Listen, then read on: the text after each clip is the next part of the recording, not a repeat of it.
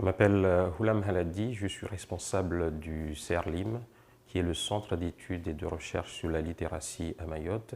Et c'est un groupe d'études qui appartient à l'association ICREM, l'Institut de coopération régionale et européenne de Mayotte. Donc, dans ce cadre-là, nous nous efforçons surtout dans le cadre local et régional d'étudier le rapport à la lecture et à l'écriture, étant donné que c'est une problématique majeure sur les questions d'éducation dans ce contexte mahorais plurilingue où on a une langue d'enseignement qui n'est pas toujours notre langue maternelle.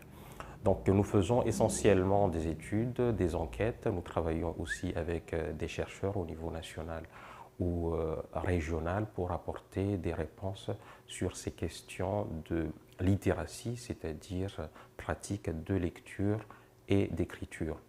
Et pour la conférence d'aujourd'hui, nous mutualisons donc un certain nombre d'observations que nous avons faites ces 10 dernières années pour donner une synthèse sur ce que nous avons appelé donc les écoles traditionnelles qui regroupent les chioni et les madras traditionnelles, parce que bien sûr ce sont des écoles qui sont présentes sur le territoire depuis extrêmement longtemps. Ensuite, pour aujourd'hui, la problématique précise qui va être abordée, c'est d'abord faire le constat effectif de l'existence de ces structures-là sur l'ensemble du territoire. Ensuite, se poser la question des apports de ces écoles. Qu'est-ce que ça apporte à la société? Qu'est-ce que ça apporte aux enfants qui les fréquentent? D'où le terme de transfert ou de transférabilité. Ce qui a été appris dans ces écoles-là, ou bien les compétences ou les aptitudes qui sont développées par les enfants, est-ce que cela est transférable ailleurs, dans d'autres situations d'apprentissage? Est-ce que cela peut être bénéfique pour mieux apprendre ou pour plus apprendre dans d'autres situations d'apprentissage, que ce soit à l'école ou bien en formation d'adultes, par exemple pour les adultes qui sont dans des formations sur les savoirs de base.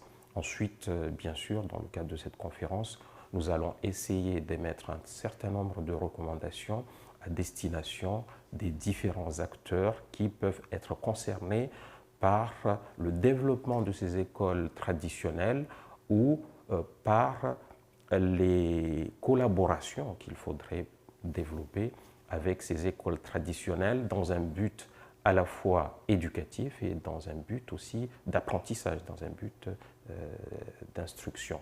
Donc ces acteurs-là, bien sûr, ce sont les structures d'enseignement traditionnel elles-mêmes, ensuite les parents et les associations de parents d'élèves, mais aussi les institutions publiques, puisque si ces écoles ont un intérêt particulier pour la société et pour les apprentissages, il faudrait protéger ce fonctionnement. Donc, les institutions publiques devraient s'intéresser à ces écoles et conforter ce qui est bénéfique pour la société. Donc, ce sont les collectivités, donc les communes, et puis la collectivité départementale, et puis le vice-rectorat, bien sûr, et puis les administrations de l'État en général. Voilà un peu en gros, et l'objectif final, c'est quand même que chacun, à son niveau et dans son domaine de compétences, prenne conscience qu'on a un outil qui est fort et qui a un fort ancrage dans la société mahoraise et qui est soutenu par les familles, et que cet outil-là, il ne faut pas le fragiliser, autrement nous allons être dans une situation très difficile, puisque les fonctions que ces écoles remplissent ne seront pas garanties par d'autres institutions si jamais elles venaient à disparaître. Même si aujourd'hui, on n'est pas dans une dynamique de disparition, on est dans une dynamique d'évolution. En même temps, toutes ces structures rencontrent des difficultés, d'où notre effort pour essayer de sensibiliser tout le monde pour conforter ce qui doit être conforté. Alors, heureux que vous soyez là pour échanger avec notre ami Oulam. D'abord, le cadre, c'est que depuis 2015, le musée organise tous les derniers samedis du mois, hormis 3 mois à l'année, tous les derniers samedis du mois, organise une rencontre sur une thématique déterminée en amont où on est amené à valoriser les expositions du musée. Ces rencontres consistent à inviter quelqu'un, convier quelqu'un, détenteur de savoir, détenteur de patrimoine, pour qu'il puisse donc nous en parler et partager avec nous. Plusieurs thématiques ont été traitées évidemment, je n'y reviens pas. Aujourd'hui, nous sommes heureux d'accueillir Oulam Haladi, qui a travaillé, qui a mené des enquêtes, mais il en parlera beaucoup plus facilement parce que c'est lui qui a fait le boulot. Et en fait, il est là pour nous. C'était pas le seul. Il est là, donc, lui, avec ses équipes qui sont là, hein, pour donc restituer ce travail qu'il a fait autour donc des madrasas, écoles coraniques, avec des problématiques liées aux compétences et aux valeurs partagées. Souvenez-vous, quand on faisait la visite sur l'exposition du Choni, j'ai parlé d'un certain nombre de valeurs, de respect par exemple. Je pense que ça va être des choses qu'il évoquera ici. Donc sans trop prendre la parole très longtemps, je vais lui céder la parole et il va lui nous expliquer un peu ce qu'il a préparé. Vous la parole. Bonjour à tous, chers directeurs, chers publics. Donc pour cette conférence, je suis accompagné par deux personnalités ici présentes devant. Monsieur Pascal Ferrier, qui est membre de notre structure l'ICREM, ainsi que Madame Fatima Hassani, qui a plusieurs casquettes, mais qui, à certains moments, a contribué pour d'autres travaux à l'ICREM, plus d'autres choses qui concernent aussi ce sujet-là au niveau de sa profession au sein de l'APIA. Donc, je fais la présentation. Ensuite, quand on arrivera au débat et aux échanges, il y a des points qui seront plutôt abordés par eux et d'autres par moi. Donc, Pascal Ferrier, c'est aussi le coordinateur de cette structure. ICREM, c'est une structure associative qui héberge aussi un groupe d'études qui s'appelle le CERLIM, le Centre d'études et de recherche sur la littératie à Mayotte.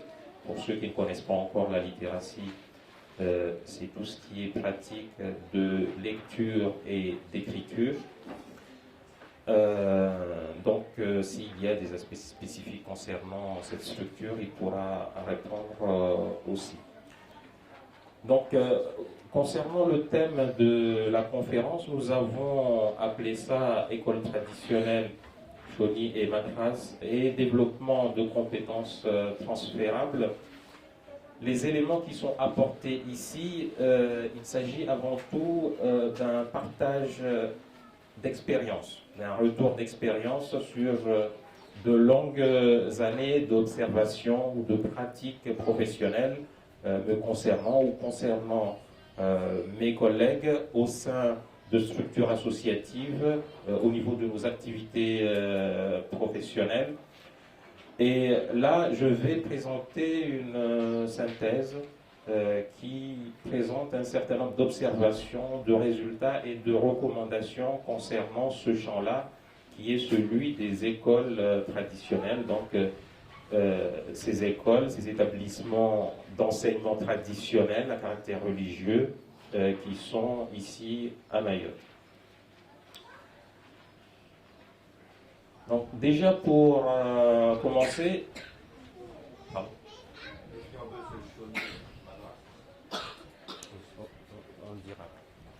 Donc pour commencer, juste pour qu'on ne prenne pas notre présentation pour ce qu'elle n'est pas, il ne s'agit pas d'un compte-rendu de travaux de recherche, il s'agit de retours d'expérience, donc qu'on capitalise pour pouvoir le partager avec d'autres personnes sur un champ qui nous semble tout à fait prioritaire, qui est celui de l'éducation à travers ces écoles traditionnelles.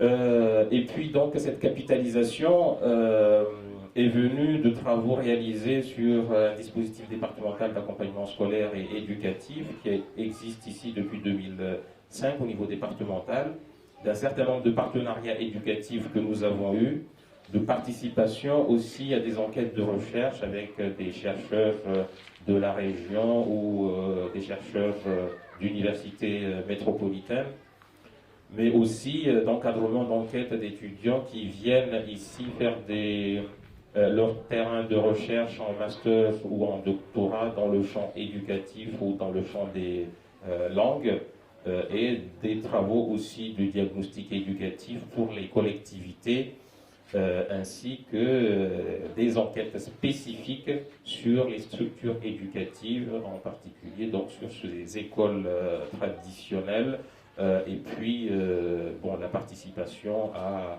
divers groupes pour travailler au niveau de l'ingénierie ou simplement au niveau du conseil sur des politiques éducatives locales à mettre en œuvre.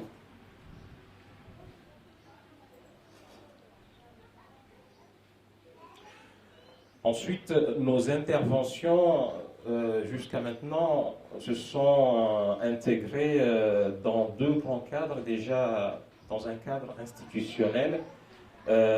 Les principaux, c'est le cadre législatif ou juridique, c'est-à-dire le code de l'éducation, étant donné que, bien sûr, nous travaillons sur ces questions éducatives. C'est une référence qui est essentielle parce que même si là, il s'agit de structures qui sont hors école, mais bien sûr, nous envisageons les collaborations ou bien les interférences ou les articulations, puisque de toute façon, il s'agit d'activité et l'activité a un temps, et ces temps-là doivent être articulés étant donné qu'il s'agit du même élève qui doit aller à l'école et qui doit aller dans les autres apprentissages.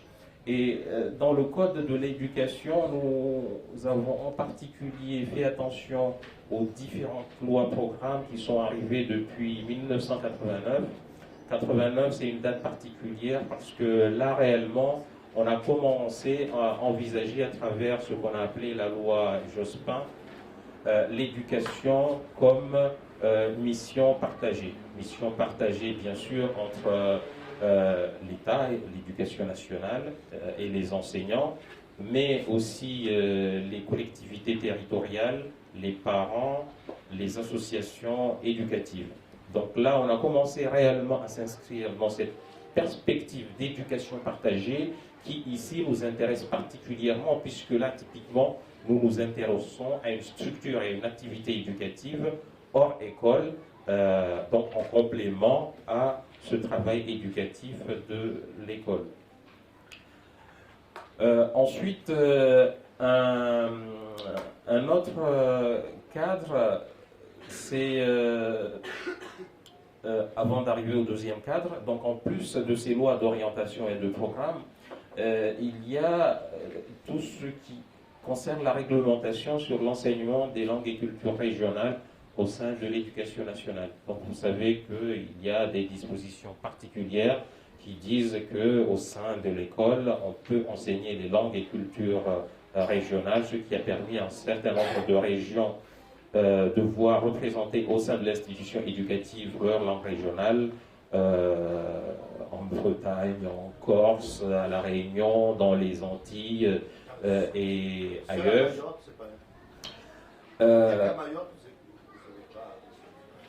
Et il y a ce cadre général, et puis, bon, pour certains, ce n'est pas un scoop si je vous dis que cette disposition n'est pas applicable à Mayotte. Depuis 2007, il y a des gens qui ont pris la peine de faire un texte, une ordonnance, pour que cette disposition ne soit pas applicable à Mayotte. Ensuite, le deuxième cadre, c'est celui des collectivités, donc le Code général des collectivités territoriales, parce que toutes les collectivités ont une compétence en matière de patrimoine et de culture, l'État aussi bien sûr, mais toutes les collectivités ont cette compétence-là, et elles ont aussi la possibilité donc d'impulser un enseignement des langues et cultures régionales à travers un conventionnement avec l'éducation nationale. Donc à ce titre, cette partie culturelle nous intéresse à travers le Code général des collectivités territoriales. Et puis, toujours par rapport au Code général des collectivités territoriales, bien sûr, l'intérêt aussi, c'est qu'il y a des compétences qui sont transférées, des compétences donc éducatives, qui sont transférées au niveau de ces collectivités. Pour le premier degré, cette compétence est effective sur la construction et l'entretien des écoles du premier degré. Concernant le second degré, qui doit aller au département et le collège au département et les lycées aux régions, donc la compétence région est absorbée par le conseil départemental. Donc cette compétence-là pour le second degré n'est pas effective pour l'instant. Mais pour le second degré, c'est déjà fait depuis 1977.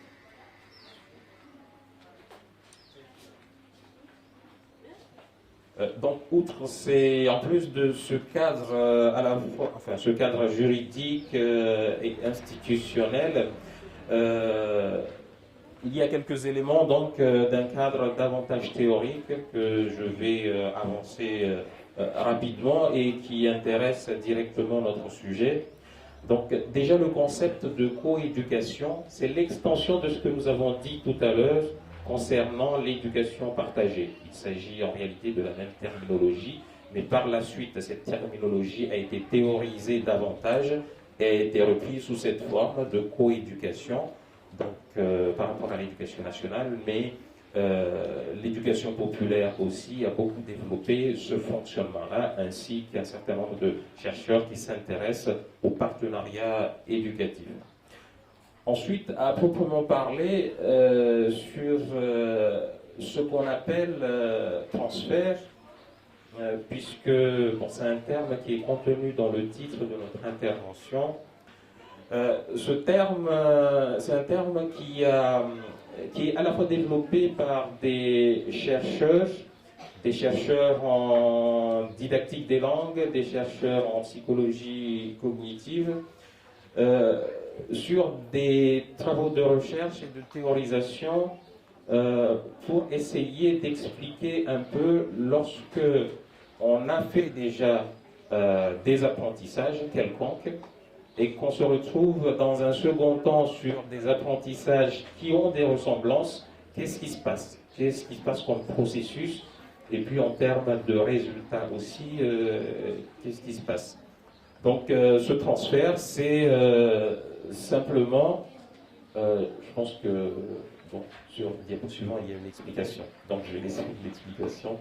Mais en tout cas, en termes de cadre théorique, effectivement, ce thème de transfert qui a beaucoup été donc, théorisé par un chercheur américain qui s'appelle Rutherford à la fin des années 70 et puis au début des années 80.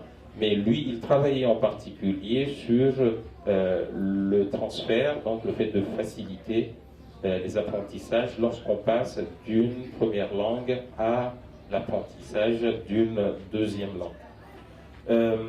Et puis le concept aussi de littératie restreinte, parce que là, sur les écoles traditionnelles, vous savez que l'objectif initial quand même, c'est de lire et quelquefois d'écrire avec une écriture arabe.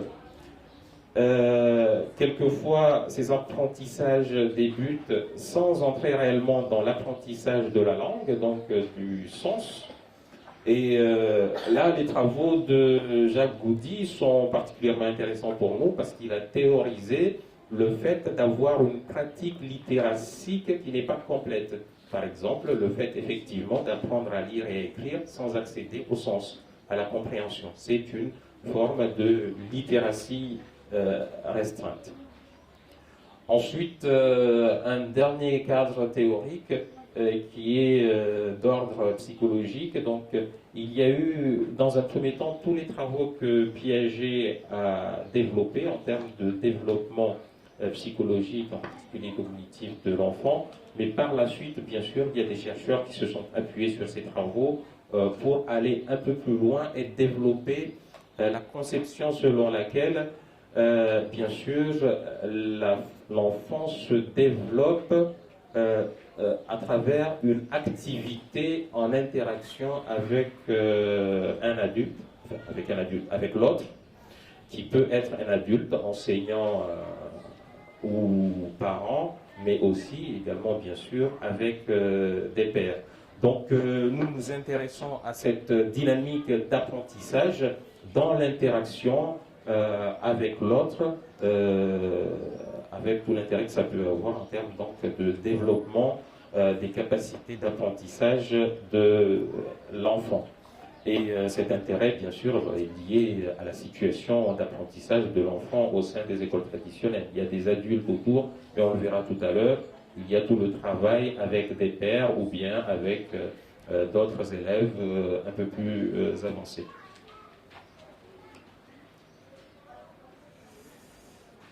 Donc je ne vais pas m'attarder sur ça puisque j'ai largement entamé ça pour expliquer un peu ce que c'est que le transfert. C'est simplement le gain de temps ou d'efficience lorsque on part d'un premier apprentissage et qu'on va dans un second apprentissage, que ce soit des langues ou autre chose. Le transfert ne se limite pas bien sûr à l'apprentissage des langues.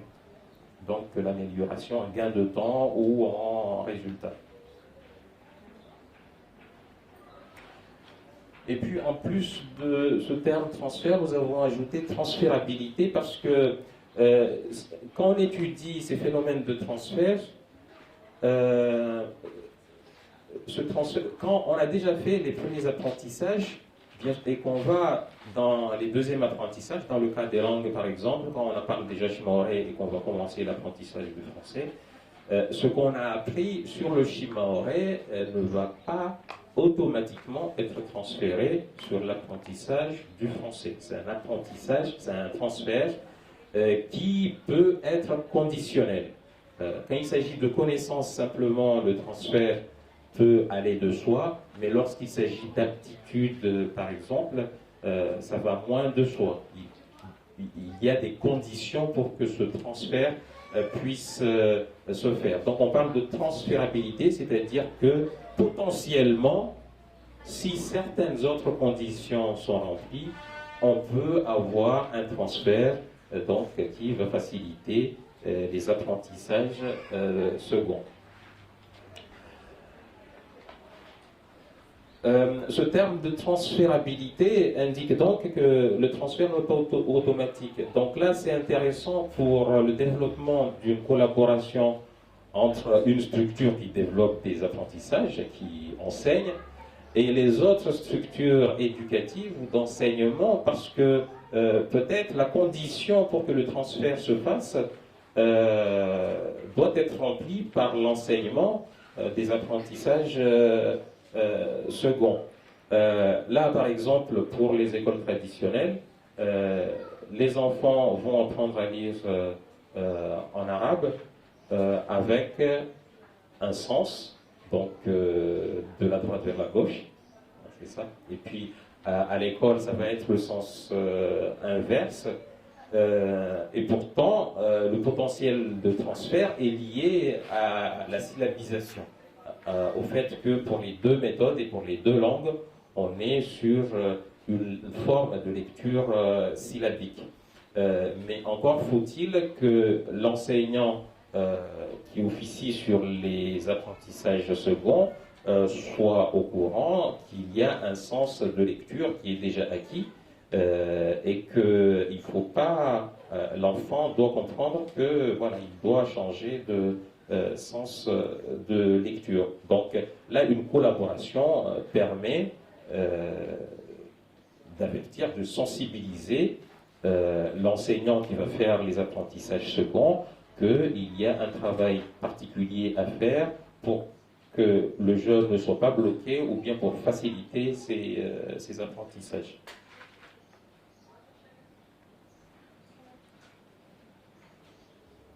Donc transférabilité, mais aussi interférence. Là, le dernier exemple que je viens de donner là sur le sens de lecture inversé entre l'arabe et le français est typique sur ces questions d'interférence. Donc les interférences dont nous parlons ici, bien sûr, sont les interférences négatives. Donc un fonctionnement acquis dans une situation et qui va constituer une difficulté dans une autre situation. Voilà.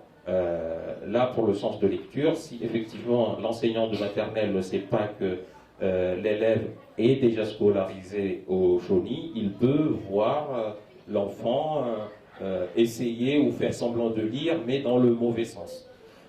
Donc ça, c'est un cas typique d'interférence. Et les cas d'interférence, ce sont aussi...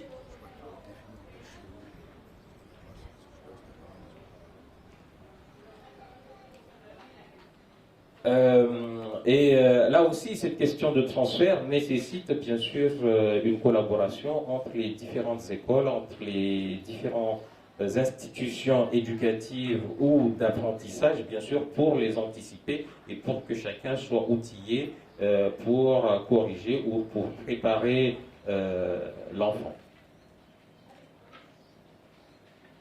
Quelques caractéristiques ici pour ne pas trop entrer dans les détails sur ces écoles traditionnelles.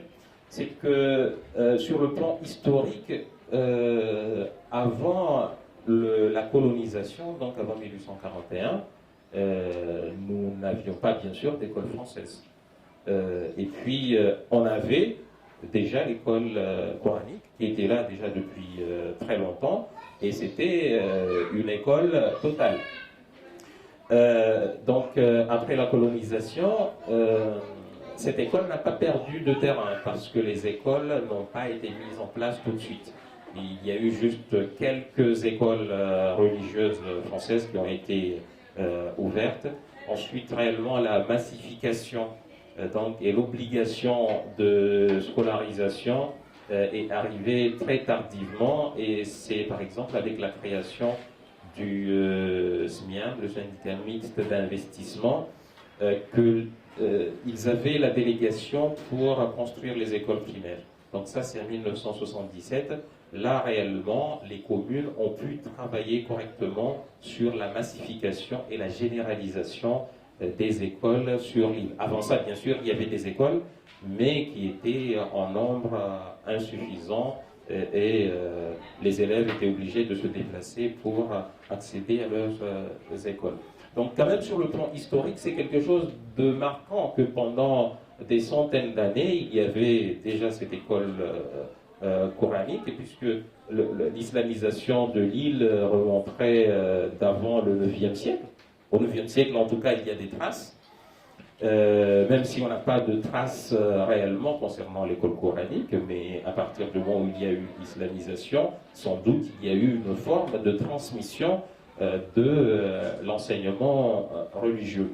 Donc ça veut dire quand même que c'est une école qui structure un certain nombre de choses, des relations sociales, des modes de pensée, une école qui s'est maintenue depuis tout ce temps jusqu'à maintenant. Et la généralisation de l'école publique française n'a pas non plus supplanté cette école traditionnelle. C'est une école qui s'est maintenue, qui est actuellement présente sur l'ensemble du territoire, d'où le deuxième point, école plébiscitée.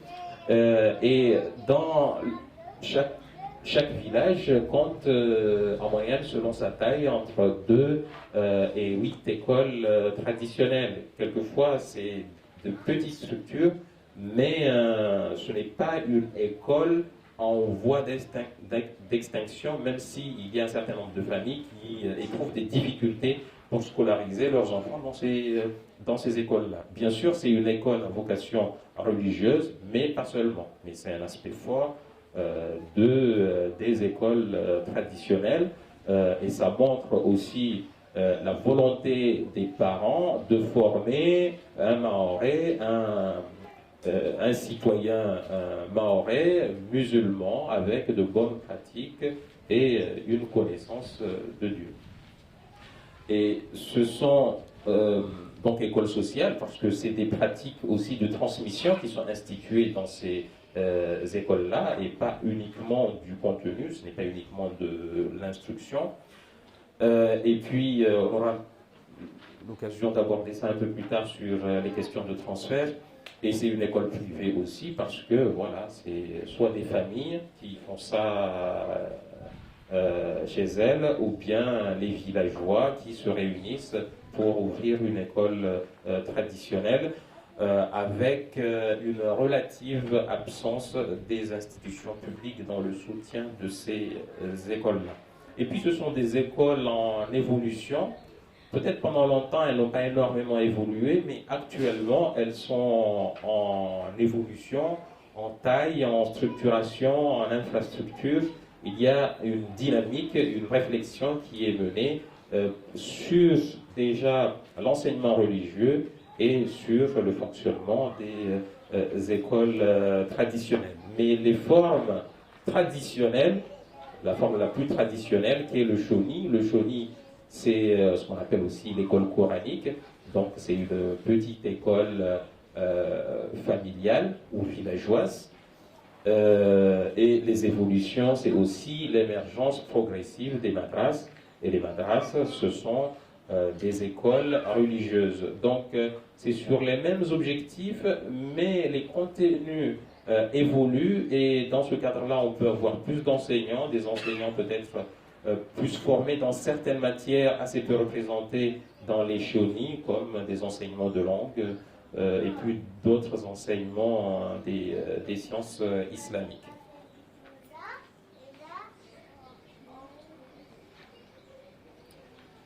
J'ai mis cette petite typologie rapide pour forcer les futures personnes qui vont travailler sur ces écoles coraniques à aller un peu plus loin, parce que jusqu'à maintenant, on entend parler de shoni ou d'école coranique et de madras. Sans doute, avec ce que nous avons vu sur le terrain, ce n'est pas tout à fait suffisant, parce qu'effectivement, il y a ces dynamiques, ces évolutions, et on voit des formes assez diversifiées qui ne peuvent pas entrer simplement dans ces deux catégories. Quelquefois, on a des effets de frontières, on ne sait pas exactement de quoi il s'agit, shoni ou madras, et puis on a quelquefois des choses très particulières qu'il conviendrait de catégoriser autrement et peut-être de nommer autrement. Mais ce que j'ai mis ici, donc c'est une typologie basée essentiellement sur les entretiens, donc aussi la façon qu'ont les enseignants, les maîtres de shoni à nommer leur structure. Donc bien sûr, les shoni, ce sont les écoles coraniques traditionnelles, en général de taille assez modeste, avec un ou deux enseignants quelquefois c'est le couple, quelquefois c'est juste une personne, mais c'est une configuration très courante qu'on ait juste un fondi ou deux, et souvent c'est dans la cour, donc il n'y a pas réellement d'infrastructure spécifique pour cette école-là. Et puis j'ai mis cette catégorie, je pense que personne n'en a entendu parler, mais je vais essayer d'expliquer un peu. Peut-être on pourra lui donner un autre nom un peu plus tard, mais c'est un support pour réfléchir. Madrasa individuelle, on a eu un certain nombre de fondis qui ne veulent pas qu'on dise qu'ils ont un cheveu. Ils disent, voilà, c'est une madrasa. Lorsqu'on observe, spatialement et au niveau des infrastructures, on voit la même chose qu'un shoni habituel, c'est-à-dire un enseignant, éventuellement aidé par une deuxième personne ou bien par un élève avancé, dans une cour, avec des élèves en général assez jeunes. Mais en discutant avec ces gens-là, ils disent que c'est une madrasa parce qu'ils considèrent qu'ils ont un certain niveau d'instruction en arabe et en sciences islamiques et qu'ils peuvent aller sur des apprentissages avancés avec leurs élèves. Mais on a aussi des gens qui sont donc lettrés en arabe, qui simplement veulent qu'on dise madras, parce que madras c'est une école. Voilà, c'est aussi une stratégie d'arabisation, donc qu'on appelle ça madras.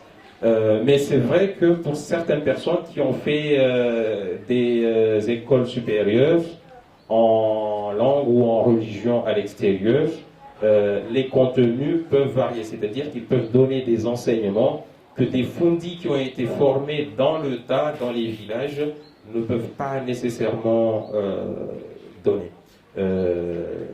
L'exégèse coranique, par exemple, c'est une matière extrêmement exigeante, et bien sûr, tout le monde ne peut pas travailler sur ça. Les sciences des hadiths, les hadiths, c'est les récits des compagnons du prophète et de ses compagnons. C'est spécifique, donc il y en a qui peuvent le faire et d'autres ne peuvent pas le faire. Donc on a quand même cette catégorie dans la forme qui ressemble au shoni, mais voilà, il y a quelques différences quand même.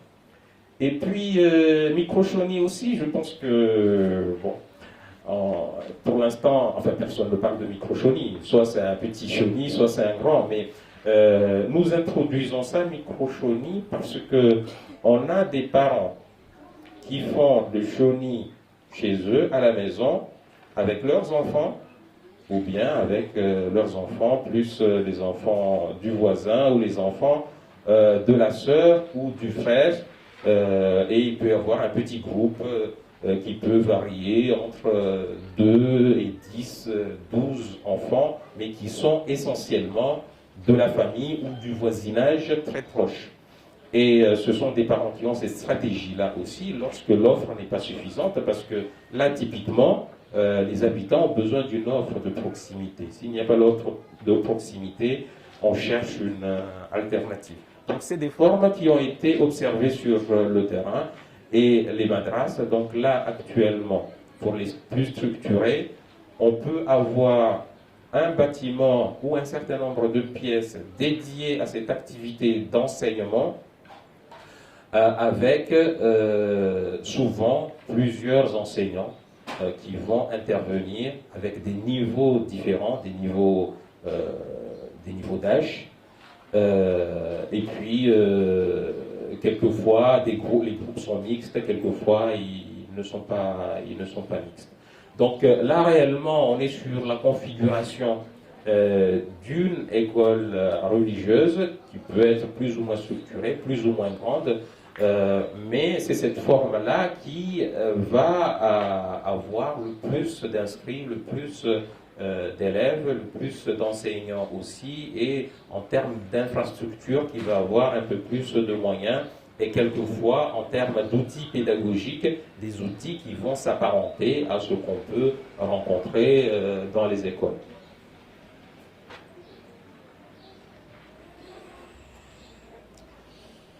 J'ai mis une petite liste ici de contenus pour qu'on puisse un peu visualiser ce qui est enseigné, même si, bon, on aurait pu en termes de catégorisation prendre ça autrement, mais c'est une catégorisation récente qu'on a faite pour une enquête qui a eu lieu l'année dernière.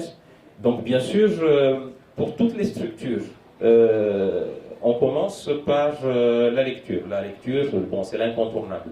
La lecture de l'arabe. L'écriture peut être introduite dans un second temps. D'ailleurs, elle a tendance de plus en plus sur les petites structures à être minimisée.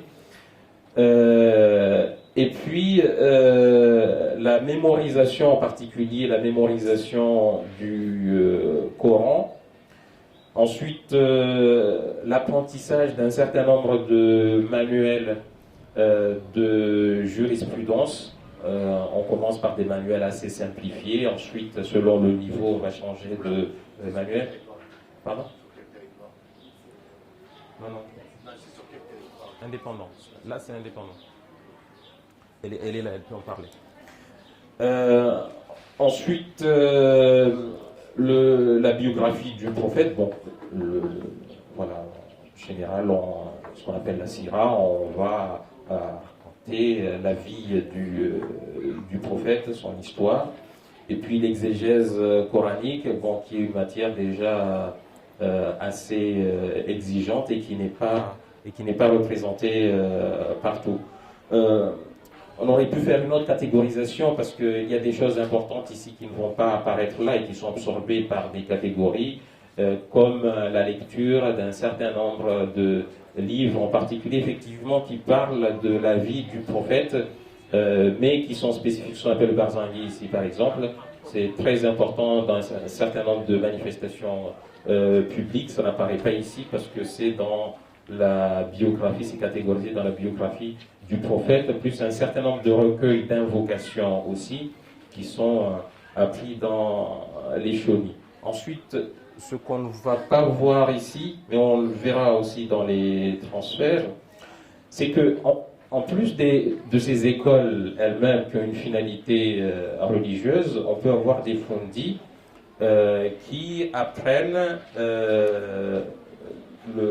la danse des femmes, le débat, le daïra, toutes ces pratiques d'inspiration soufie. Mais c'est encore une autre pratique qui est un peu à côté. Ce ne sont pas exactement les mêmes temps. C'est ceux qui ont envie, ils vont aller voir un fondi qui font ça et ils développent ces activités. Pour arriver à visualiser un peu les infrastructures et l'organisation spatiale et la localisation des écoles traditionnelles, on peut avoir des écoles qui occupent un bâtiment, c'est extrêmement rare, il y en a très très peu, mais ça existe.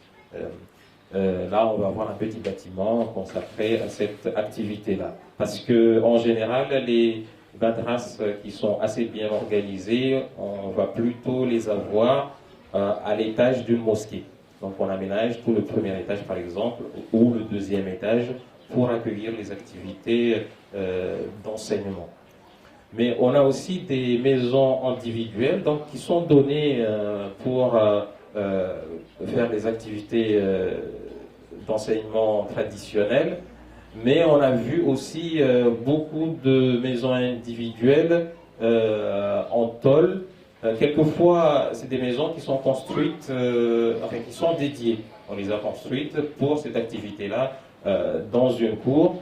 Et puis, quelquefois, c'est simplement à l'extérieur, soit directement dans la cour sans toit, soit dans la cour avec un toit, ou bien sur la terrasse. Là, bien sûr, c'est des conditions un peu hasardeuses parce que quand il y a du mauvais temps, il y a des cours qui sont annulés. On a eu un certain nombre de fondis comme ça qui ne peuvent pas faire cours à certaines heures parce que le soleil, quand il est au zénith, il tape trop fort. Ils font cours juste lorsqu'il y a de l'ombre projetée par la maison qui est à proximité. Donc, les horaires sont calculés comme ça. Et lorsqu'il n'y a pas de pluie, évidemment.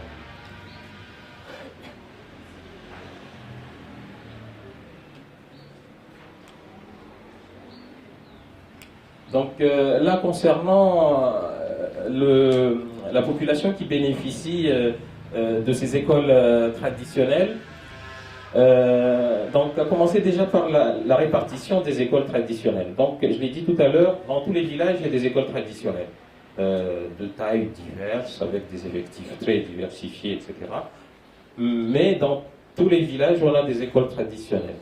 Et puis, on a avant tout, globalement, madras, choni, tout confondu, on a avant tout de jeunes élèves, c'est-à-dire de jeunes enfants, donc des enfants âgés entre 3-4 ans et 10-11 ans, c'est le gros du contingent.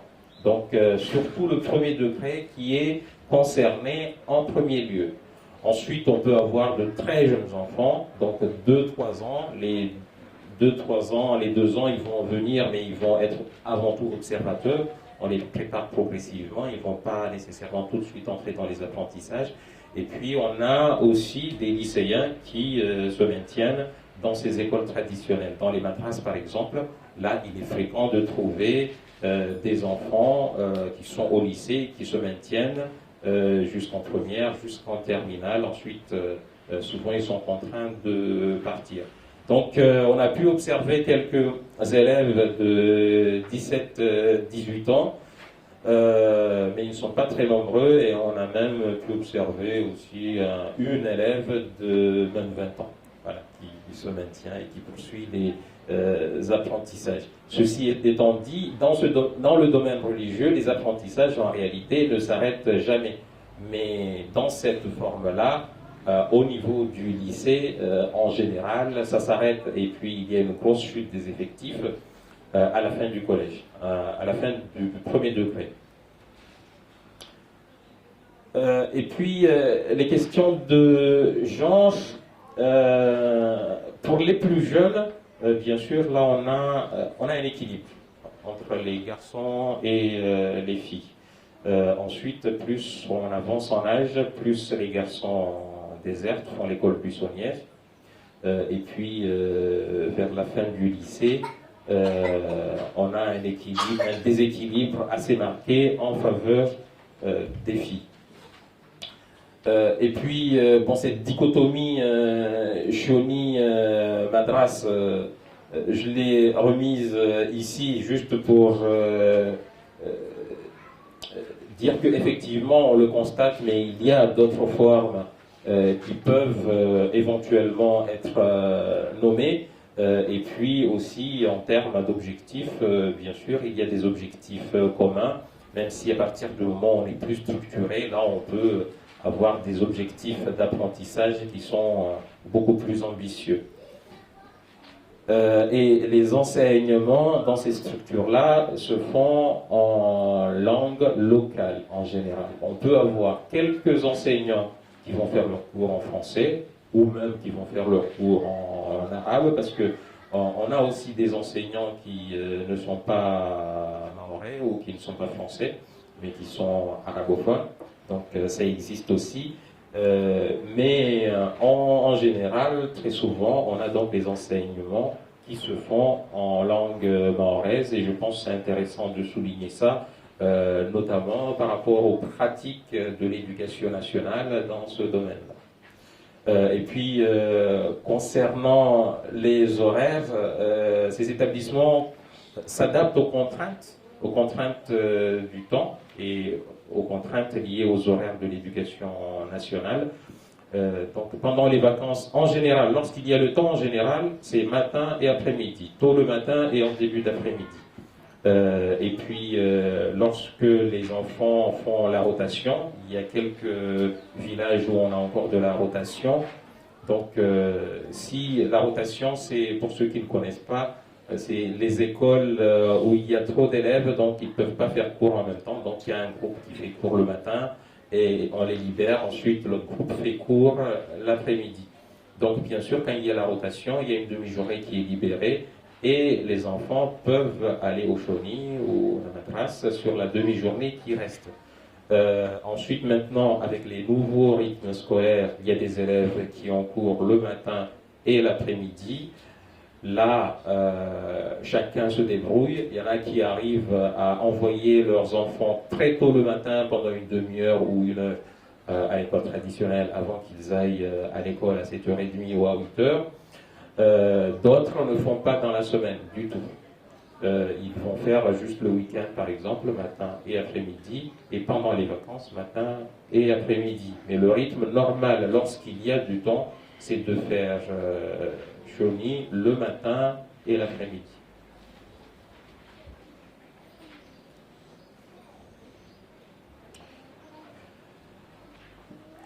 Donc c'est vrai que c'est des écoles qui sont généralisées un peu partout, mais tout de même elles rencontrent un certain nombre de difficultés. J'en souligne ici quelques-unes, il y en a d'autres, mais bon, c'est pour alimenter avant tout les débats qu'on va avoir tout à l'heure et montrer que ça ne va pas de soi malgré l'intérêt que ces écoles-là peuvent avoir. Donc, un certain nombre d'enseignants nous ont indiqué que, malgré que ce sont les familles qui scolarisent les enfants dans ces écoles-là et qui aussi émettent le souhait de développer des madras ou des shionis, malgré tout, on observe quand même un désintérêt croissant des parents, non pas par rapport à la scolarisation, mais par rapport au suivi des enfants. Donc c'est une difficulté qui est partagée avec l'école parce que voilà, les établissements se plaignent de la mobilisation ou de la non-mobilisation des parents pour leurs enfants scolarisés. Pour ces écoles traditionnelles, on rencontre le même problème.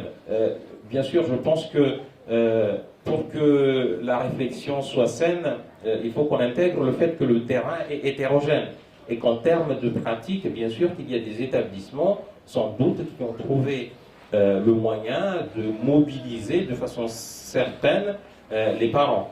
Mais on a énormément de fondis qui nous font ces observations qu'ils rencontrent les mêmes difficultés qu'à l'école, difficultés de mobilisation et de suivi des enfants par rapport à la tenue, par rapport à la propreté, par rapport à l'assiduité, la ponctualité, et puis par rapport à la discipline et l'attitude pendant les apprentissages.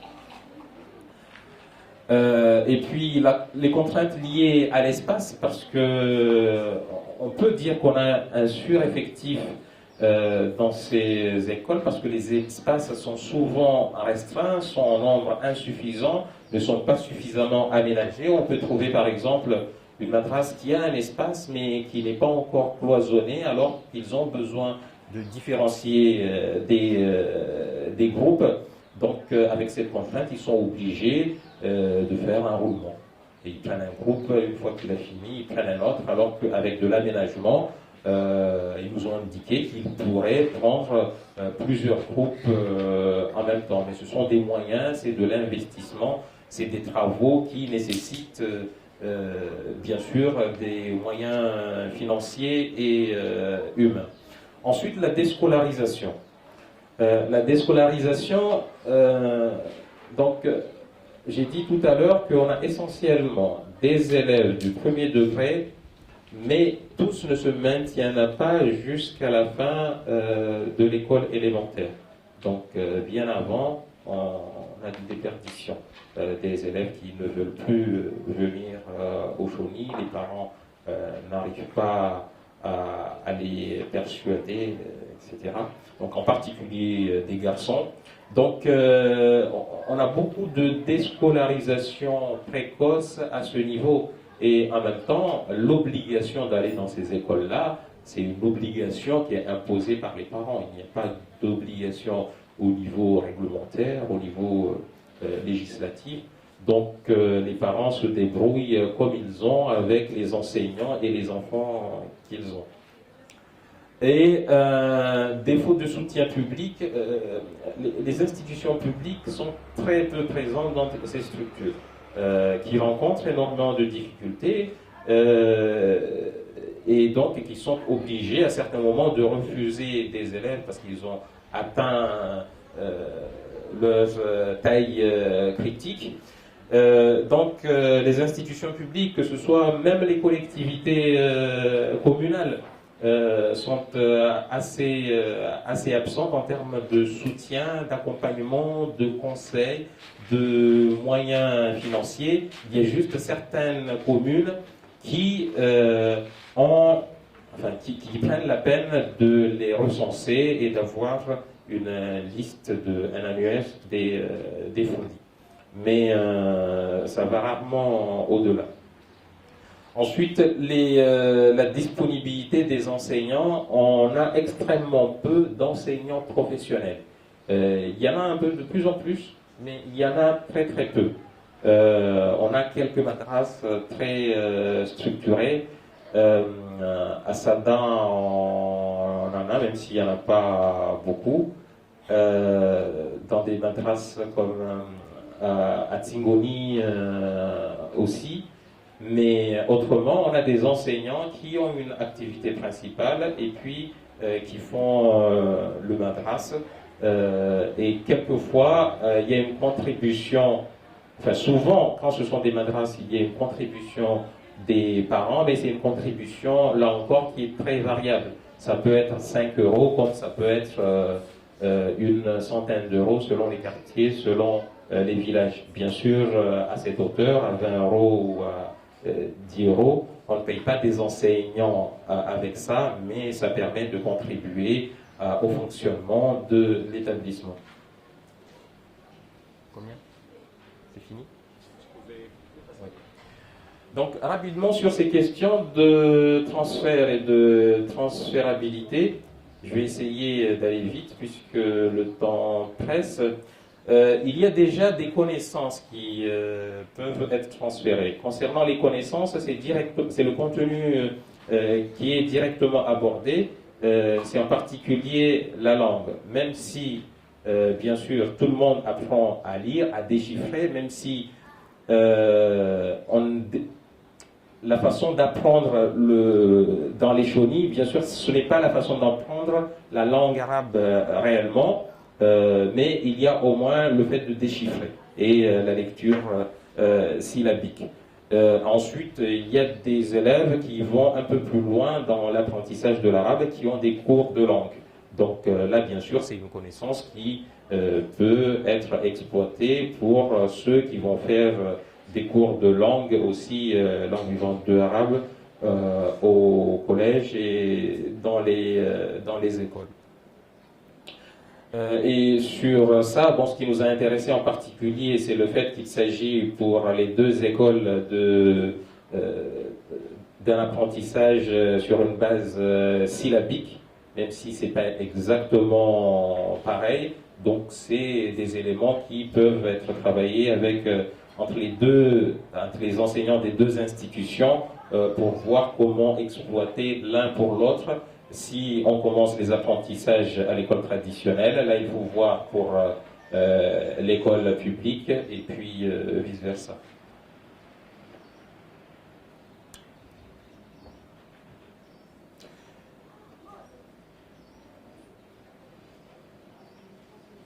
Donc il y a aussi des compétences cognitives qu'on développe, des capacités d'apprentissage. Là, on avait parlé de la mémorisation. Là, typiquement, pour ces questions de mémorisation, on a la mémorisation, par exemple, de certains manuels de jurisprudence, mais surtout du Coran.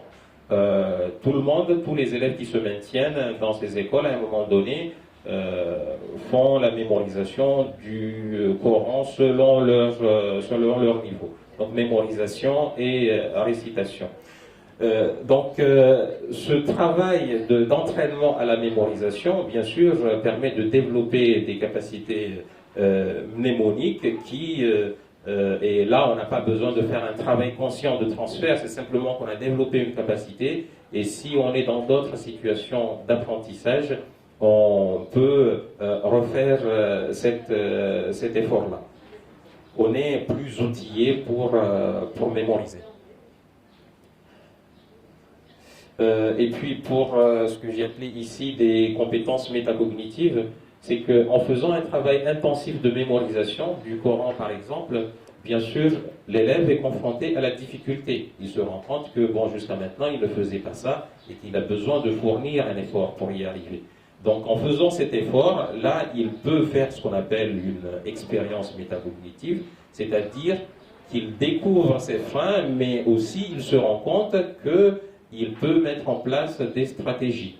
En tout cas, il peut essayer des stratégies et voir si pour lui ça marche, ou bien il met en place des stratégies parce que ses enseignants lui ont donné des stratégies, des méthodes pour apprendre plus vite. Donc, c'est cette prise de conscience de sa propre capacité ou de son style à apprendre, qu'on appelait ici habiletés métacognitives, et ces habiletés métacognitives aussi sont transférables dans d'autres situations d'apprentissage. Et puis des compétences sociales qui ont souvent été évoquées, puisque dans ces écoles, on développe un certain nombre de rapports A, donc rapport à l'adulte, à l'enseignant, au livre, à l'effort aussi.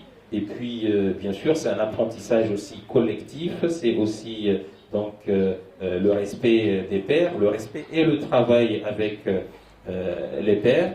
Donc ce sont des fonctionnements, des compétences sociales qui sont intéressantes à la fois bien sûr pour l'école, mais aussi un peu plus tard pour l'insertion professionnelle.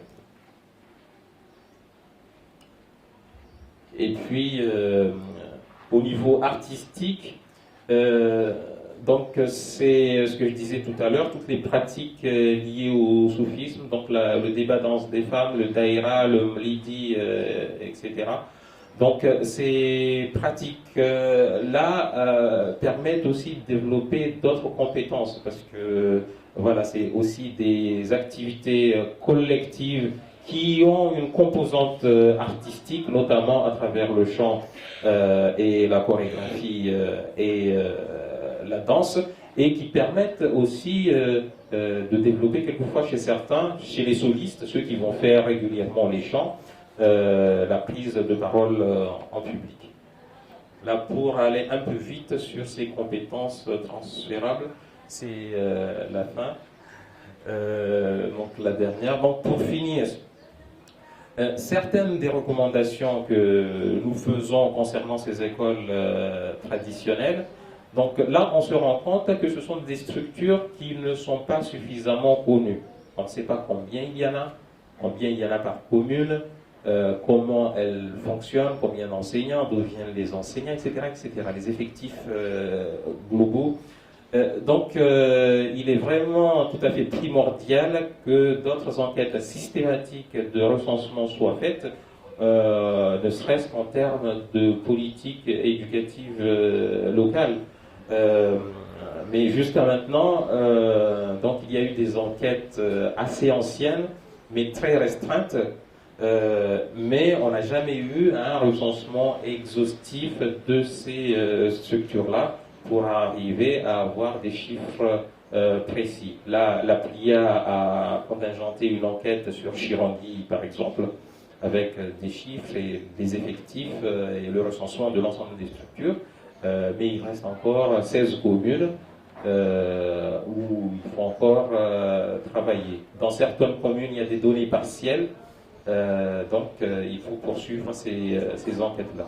Et puis des recherches en éducation, parce que là, bon, on le verra aussi avec l'éducation nationale, on se pose un certain nombre de questions concernant déjà l'efficacité de l'enseignement dans ces structures-là par rapport à ses propres objectifs, mais aussi en termes d'interférence et d'outils et de démarches didactiques. Donc là, on n'a pas les réponses parce que voilà, il faudrait que quelqu'un puisse travailler dessus suffisamment longtemps pour arriver à avoir des résultats. Il faudrait que des enseignants aussi de l'éducation nationale, d'ailleurs il y a des fundis qui sont enseignants, donc des enseignants de l'éducation nationale, travaillent aussi sur le sujet pour exploiter tout ce qui est interférence et connaissances transférables pour que aussi ça puisse être bénéfique pour l'école. Ensuite, les politiques publiques, c'est ce que je disais par rapport à l'absence des institutions publiques et du soutien public pour ces structures. À partir du moment où on considère que il y a des effets qui sont bénéfiques pour la société et potentiellement pour l'école, bien sûr, il faudrait voir comment soutenir ces écoles pour maintenir ces bénéfices. Et puis l'éducation nationale pour un partenariat qui permettrait de travailler sur des outils, mais aussi simplement pour connaître cet existant au niveau de l'éducation. Ça permettrait peut-être d'éviter un certain nombre d'erreurs de mise en œuvre ou de déploiement de réforme du système éducatif qui, quelquefois, donnent un résultat très malheureux ici lorsque on ne prend pas suffisamment de précautions dans la connaissance de l'existant, puisqu'il y a des réformes qui peuvent détruire ce qui est déjà mis en place. Là, je pense en particulier à la façon de mettre en œuvre les nouveaux rythmes scolaires ici, mais il n'y a pas que ça. C'est général par rapport à la façon de projeter les réformes de l'éducation nationale à Mayotte. Et puis pour la formation d'adultes, en particulier pour la formation aux connaissances de base, on se rend compte qu'il y a une proportion importante des personnes qui sont formées dans ce cadre-là, donc qui ont fréquenté les écoles traditionnelles et qui n'ont pas du tout été à l'école française, donc qui ne savent pas lire, qui ne savent pas du tout écrire. Et puis là, il manque encore des travaux, même s'il y a des pratiques professionnelles, mais il manque des travaux pour réellement formaliser l'ingénierie de ces formations-là pour qu'on prenne systématiquement en compte cette connaissance dans la façon de concevoir des outils et des méthodes pédagogiques.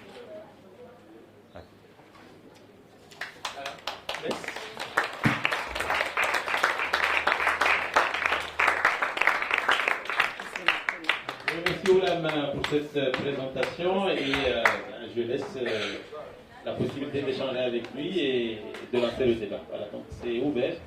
Est-ce que quelqu'un a une question, une observation?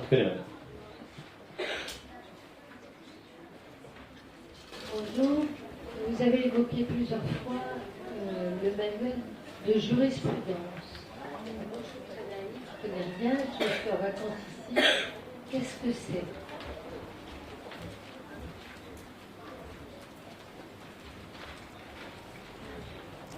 Si vous permettez, je ne vais pas vous répondre. Par contre, je fais appel à un ami qui est l'enseignant imminent dans ces matières-là pour donner quelques éléments de réponse. Merci, monsieur le directeur. Dans les sciences islamiques, il y a plusieurs types de jurisprudence. En général, quand on parle de jurisprudence tout court comme ça, il s'agit de jurisprudences rituelles. C'est comment faire des ablutions, c'est ce type de choses. C'est quand même des lois. Oui, mais c'est des lois plutôt donc juridiques liées aux pratiques rituelles, religieuses. Voilà. C'est essentiellement ça. Quand on dit jurisprudence, sans précision. Après, il y a plusieurs types de jurisprudence après, selon donc selon ce qui est traité. Voilà. Par exemple, on va dire pour jeûner le Ramadan, eh bien, on mange à tel moment. Si on fait quelque chose, ça rend le jeûne. C'est ce type de choses qui sont traitées dans la journée.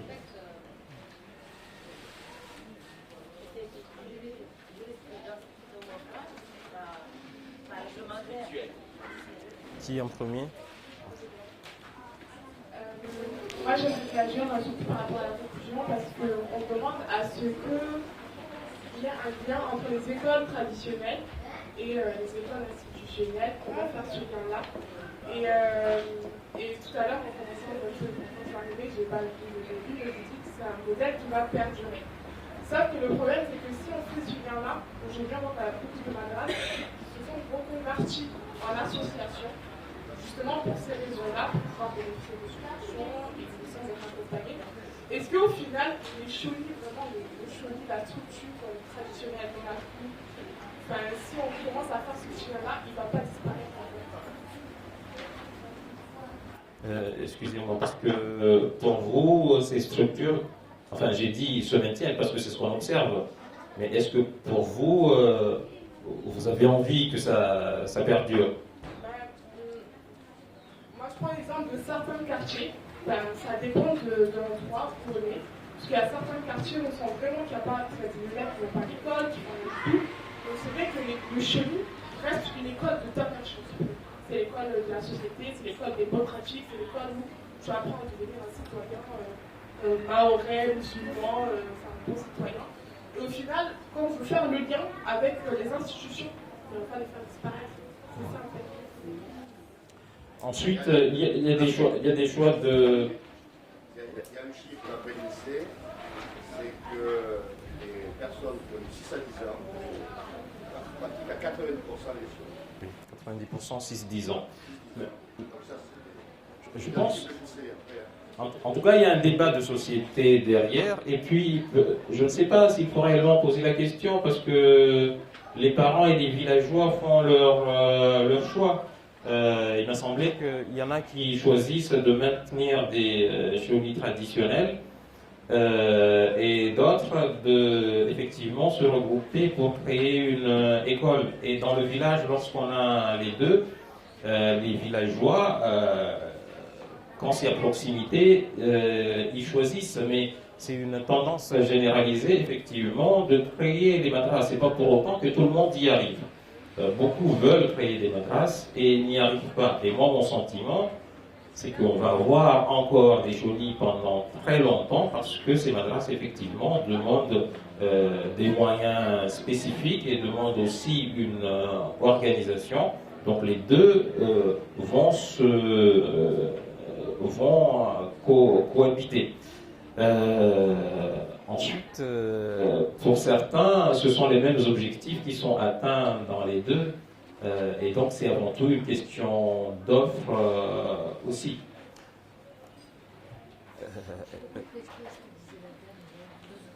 Ce qu'elle a dit. Oui, je voulais simplement ajouter que l'éducation nationale, autant que je sache, devrait former les citoyens.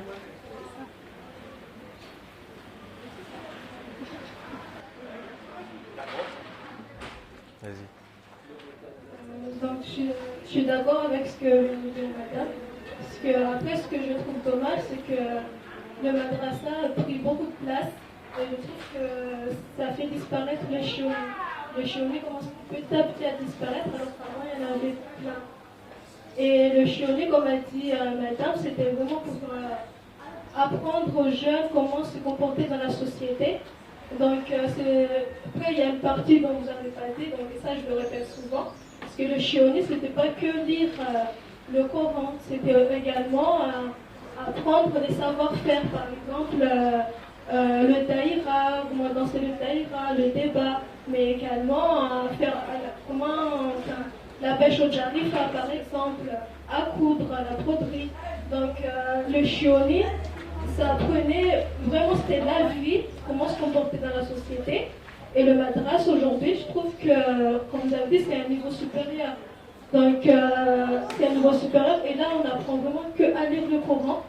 Et je trouve que c'est dommage parce que ça enlève une grande partie des traditions qu'on apprenait dans les chionis. Voilà, de la culture.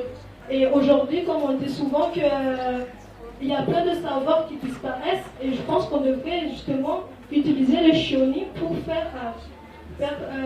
préserver ces savoir-faire, par exemple la pêche au jarifa ou le daïra pratiqué par les femmes et les hommes aussi.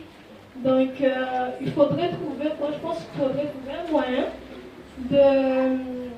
soit de faire comme l'institution nationale, c'est-à-dire commencer par le chioni, apprendre tout ce qu'il faut apprendre dans le chioni et ensuite aller à un niveau supérieur au madrasa. Comme ça au moins on pourra aussi garder les chionis, parce que moi je trouve que c'est important.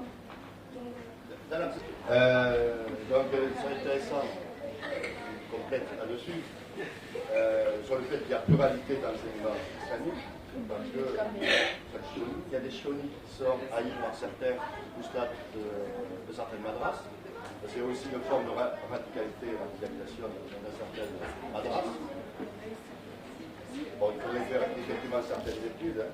Et bon, on parle par exemple de celle de la madras d'Isma à Kaouni, un repère de radicalité.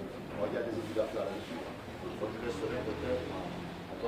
Et certaines pratiques soufis qui sont, il y a beaucoup de personnes qui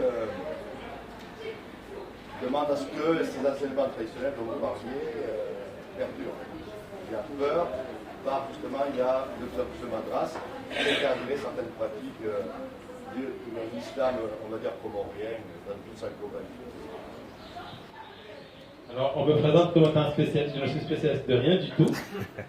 Simplement, c'est des questions qui m'intéressent et c'est vrai que j'ai un peu travaillé dessus. Je trouve que je suis arabisant de formation de base, et c'est vrai que je lis l'arabe, enfin je comprends un peu ces choses-là.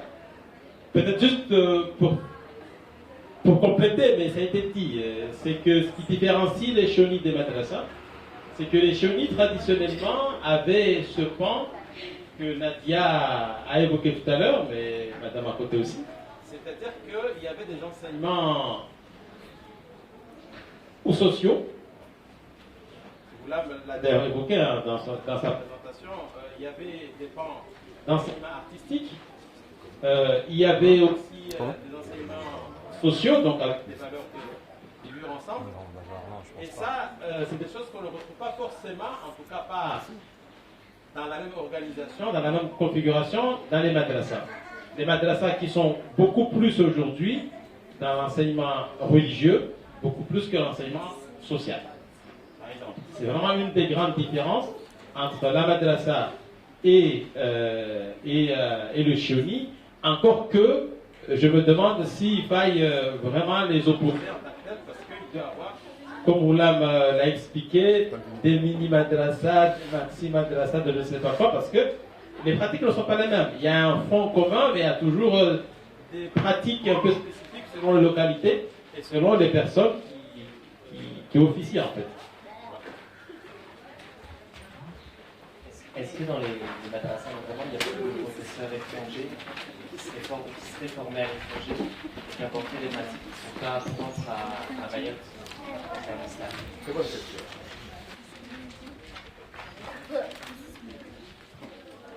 Je réponds. Attends, je rappelle que Goulam a fait l'école traditionnelle buissonnière. Ça a été bêtise, non, c'est pas vrai. Parce qu'il Je n'est pas resté longtemps à l'école traditionnelle. Par contre, monsieur le directeur.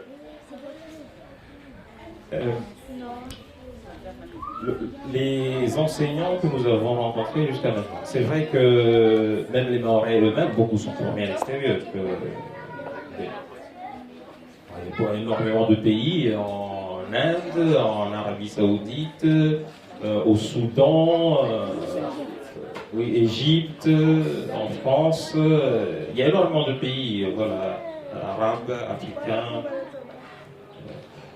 Il y en a qui se sont formés même en Grande-Bretagne, à Anjou, aux Grandes Comores, etc. Donc, bon, déjà, les Mahorais eux-mêmes sont formés à l'extérieur. Ceux qui ont atteint un certain niveau ont été formés à l'extérieur. Ensuite, bien sûr, on a vu aussi des enseignants qui viennent de l'extérieur, simplement. Même certains qui ne parlent pas encore bien le français ou qui ne parlent pas du tout de chinois. Et oui, il y en a. Puisqu'on disait aussi, c'est aussi pour ça que les autorités publiques doivent être présentes, parce que, bien sûr, on a ces enseignants-là. On sait bien qu'ici, les frontières sont quelquefois un peu poreuses. On dit comme ça. C'est un euphémisme. Et on ne sait pas toujours qui entre. Et quelquefois, on ne sait pas qui enseigne non plus. Mais pourtant, il y a un enseignant. Donc, on a besoin d'être prudent. Parce que, bien sûr, on peut avoir des foyers de radicalité, même si on l'a déjà dit, le plus gros risque concernant les Mahorais sur ces questions de radicalité et surtout de radicalisation, ce n'est pas forcément sur le territoire de Mayotte, parce que sur place ici, il y a un certain contrôle social qui fait que, voilà, pour certains agissements ou certains discours, il y a une régulation sociale par des notables religieux, notamment, ou par et puis, peut-être, je pense, Madame la directrice est là. Non, la question intéressante là concernant la transmission et ces écoles coraniques, parce que c'est vrai que d'une façon globale, quand même, on est sur un territoire où on a un déficit de transmission culturelle et de tradition. Donc on perd un certain nombre de choses parce qu'on perd aussi les espaces et les temps où on faisait ces transmissions. Donc des temps ou des espaces qui sont remplacés par d'autres choses. Donc je pense que la réflexion mérite d'être menée concernant le contenu de ces écoles qui disparaissent lorsqu'on passe à un autre format. Mais peut-être à un moment donné, on ne pourra rien faire parce que si l'école a des écoles qui ouvrent comme finalité principale l'enseignement religieux, on peut comprendre qu'elles n'intègrent pas certains enseignements qui étaient très dépendants aussi de la pratique ou des pratiques culturelles du fondi ou de la fondi. La question de la broderie, par exemple, effectivement, une fondi qui fait de la broderie, à un moment donné, pouvait prendre certains élèves pour les former. Mais ça n'allait pas être généralisé. C'était chacun en fonction de ce qu'il ou de ce qu'elle pratique elle-même. Mais cette question de la transmission, d'une façon globale, mérite d'être posée, et notamment sur ce qui était transmis au sein de l'école traditionnelle. Bonjour, je vais tâcher d'être brève. Je suis Madame Fatima Sani, chef de projet de la plateforme de sensibilisation et l'alphabétisme. Excusez-moi si je ne parle pas très fort. Mais du coup, oui, plateforme de sensibilisation, on a parlé de la PLIA tout à l'heure. La PLIA, qui est la plateforme qui est rattachée au GIP Cariforef. Donc, nous intervenons en fait. Oui. GIP Cariforef, c'est trop long. Groupement d'intérêt public, Cariforef, c'est l'Observatoire de la formation professionnelle de Mayotte, des centres de ressources aussi. Et du coup, nous intervenons en fait dans la mise en place des dispositifs, des solutions d'action de formation pour la formation au savoir de base pour le public qui est en difficulté face aux Français. Pour le public de plus de 16 ans. Et du coup, nous avons eu à commander une étude à Crève pour la réalisation d'une enquête diagnostique sur les écoles traditionnelles.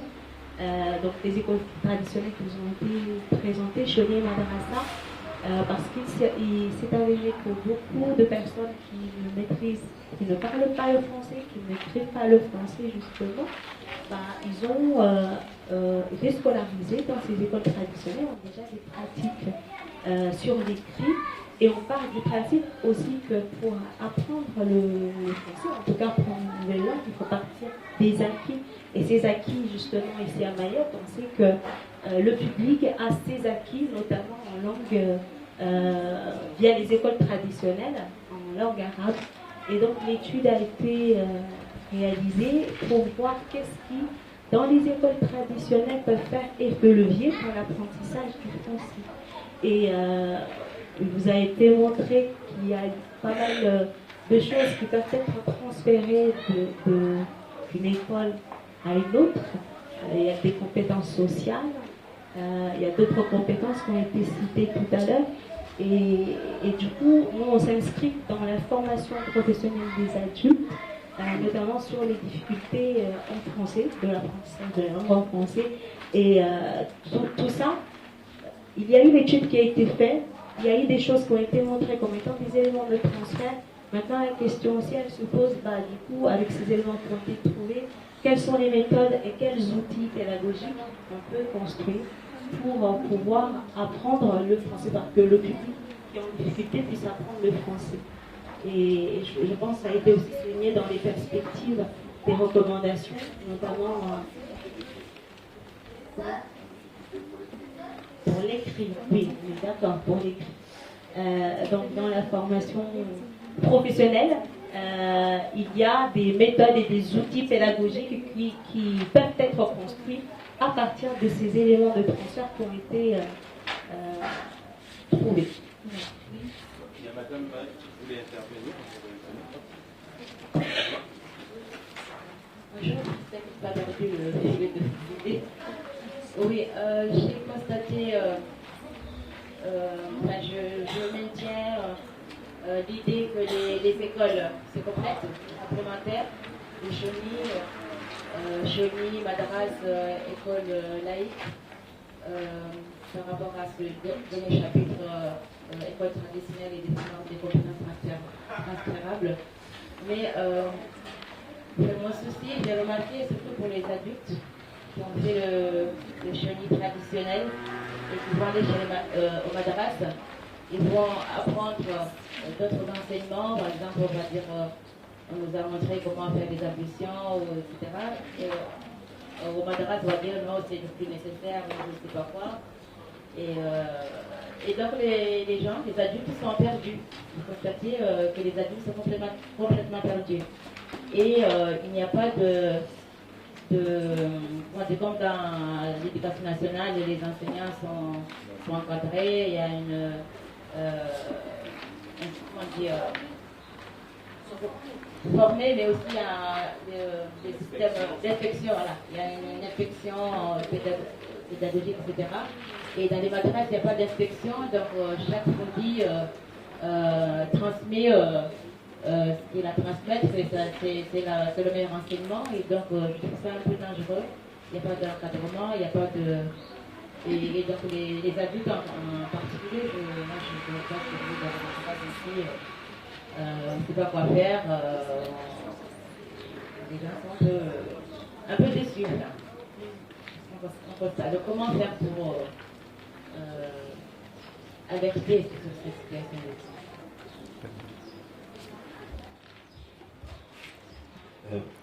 Récemment, il y a la Fédération des structures d'enseignement religieux qui a été créée, effectivement parce que le Conseil cadial ainsi que d'autres personnes, les responsables de Madras et les Fondis, constatent effectivement ce fait, c'est-à-dire le manque d'encadrement pédagogique global et le manque de cohérence globale des contenus et des méthodes d'enseignement. Effectivement, ça n'existe pas. Chaque structure est indépendante, entièrement privée. Évidemment, c'est très difficile d'établir quelque contrôle que ce soit pour les activités d'une personne qui fait de l'enseignement dans sa cour pour ses proches ou bien pour son quartier. Les autorités publiques n'ont pas de place dans ce fonctionnement-là. La mise en place des associations et puis la mise en place de cette fédération visait ce fonctionnement, c'est-à-dire avoir une organisation territoriale, notamment une organisation pour réguler les contenus et les méthodes d'enseignement afin d'éviter les dérapages au niveau des enseignements ou de ce qui est véhiculé. Donc cette structure fédérative a été créée, c'est Cambi. Cambi, c'est aussi le DGS de la commune de Sada, qui en est le président. Et puis là, il y a des projets en perspective, mais jusqu'à un nouvel ordre, on est dans cette situation où chaque structure est privée, indépendante, autonome sur le plan financier et sur le plan pédagogique. Je voulais voir si Sharifa... Non, on a ici d'ailleurs, je ne sais pas si c'est le madrasa ou une chemise, du coup, qui est présent hein, donc, depuis ce matin. Peut-être qu'elle peut témoigner de quelque chose, on sait. Hein? Qu'est-ce que tu en penses? Et on a aussi un Oustad qui est là, qui peut aussi nous dire des choses. Ça va être les dernières... Si, il y a la dame aussi qui a levé la main. Parce qu'après, si vous voulez, on a un peu exposé le temps. On va commencer par la dame qui avait déjà levé la main. Et voilà.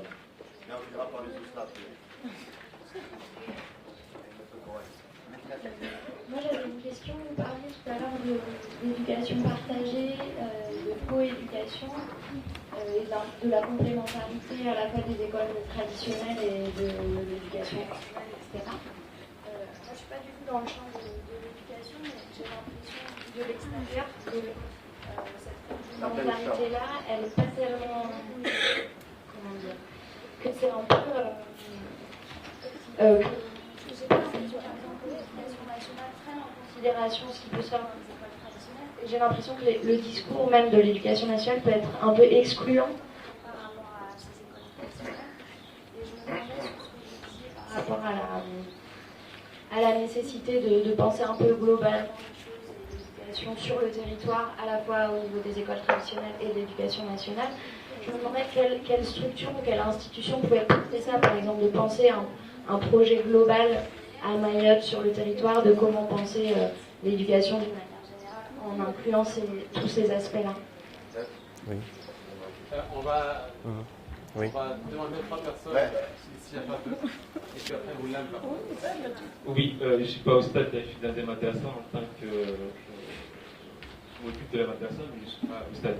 Donc, moi, je voulais juste revenir sur la question des enseignants. Ça, c'est une difficulté. Ça a été exposé tout à l'heure que les chionis, les madrasas ont évolué, le contenu a évolué. Même les attentes aussi des parents qui amènent les enfants dans ces madrasas, ces attentes ont évolué. Tout à l'heure, ça a été exposé ici. On a des fois qui demandent à la fois cet enseignement de la vie en tant que citoyen, mais enseignement aussi en tant que de l'islam. Et on voit que beaucoup de fundis ont aussi du mal à suivre cette évolution-là. Et par exemple, quand on voit nos gamins qui sont dans le madrasa, on a dit de 4 ans à 18 ans, mais tous nos gamins qui ont moins de 10 ans, 90% ne parlent pas, disons, couramment maori. Ils s'expriment tous en français. Et en face, on a des fundis qui ont des difficultés à s'exprimer en français. Donc ça, c'est des choses que il faut peut-être réfléchir sur la formation des enseignants. Ça, je pense que c'est quelque chose de très important parce que si on n'a pas des enseignants qui sont capables de transférer des connaissances aux enfants, ça va être difficile à ces enfants-là de bien apprendre. Donc ça, c'est quelque chose que nous, on le vit au quotidien dans le madrasa, où souvent on a des parents qui amènent les enfants, ils sont là pendant 6 mois, et puis ils sont déçus, ils les amènent dans d'autres madrasas, et puis ils font 6 mois après, ils les changent dans d'autres. Donc ils tournent pendant 3-4 madrasas, et puis ils reviennent dans le madrasa initial, parce qu'à chaque fois, ils nous disent que l'enseignant qui est là-bas, il n'est pas adapté, oui, c'est pas enseigné. Donc la formation de ces enseignants doit être aussi quelque chose de très important pour ces madrasas. Donc en définitive, non, Sharifa ne va pas parler, on va pas dire. Tu réponds donc à une personne, Oui. et puis après,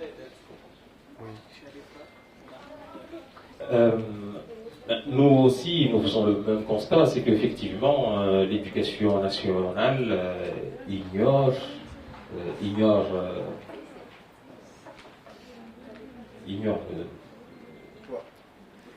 non, c'est le ignore qui est ambigu, ignore la présence des écoles traditionnelles, du travail éducatif qui est réalisé et du fait que effectivement ce travail-là a des effets sur le travail d'enseignement au sein de l'éducation nationale.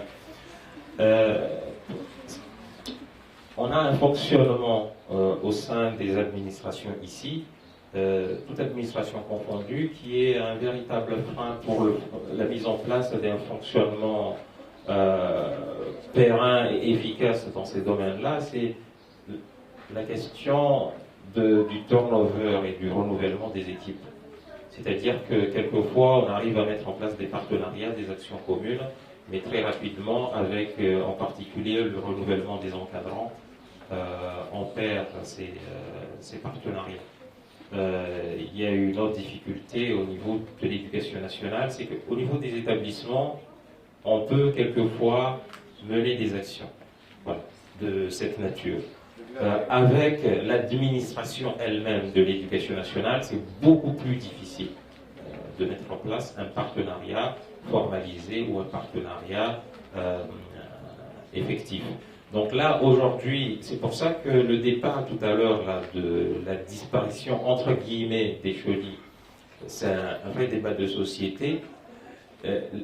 Ces écoles ont besoin de se structurer, d'avoir une personnalité morale pour pouvoir établir un dialogue avec les institutions publiques.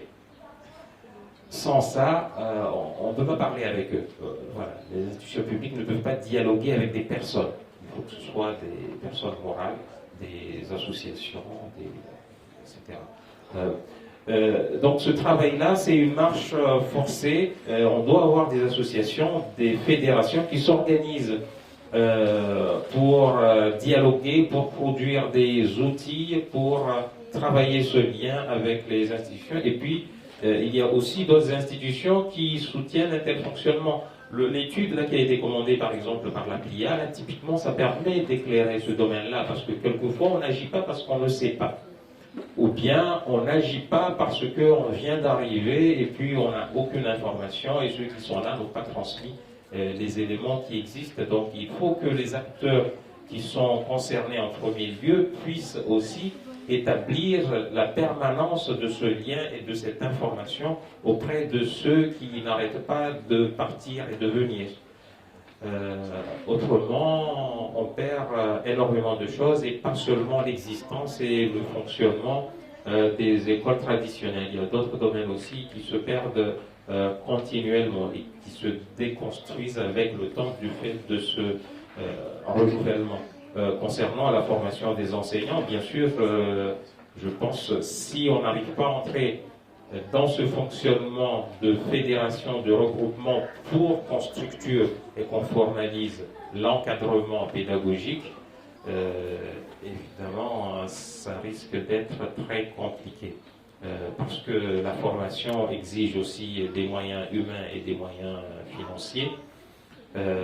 Et à mon sens, l'initiative la plus heureuse dans ces domaines-là, c'est la création de cette fédération qui peut établir déjà les partenariats avec les structures d'enseignement traditionnelles, ensuite faciliter le dialogue avec des institutions publiques, y compris pour du subventionnement, car on sait bien aujourd'hui que la question de la laïcité n'a rien à voir avec le fait que les institutions publiques ne soutiennent pas ces structures, en tout cas les structures qui sont déjà formalisées. Il s'agit avant tout de volonté politique, car les autorités publiques, la puissance publique a tout loisir d'agir à partir du moment où elle considère qu'il s'agit d'un sujet de société ou voilà, un sujet de société, de régulation sociale, ou un sujet qui peut amener quelque chose, quelle que soit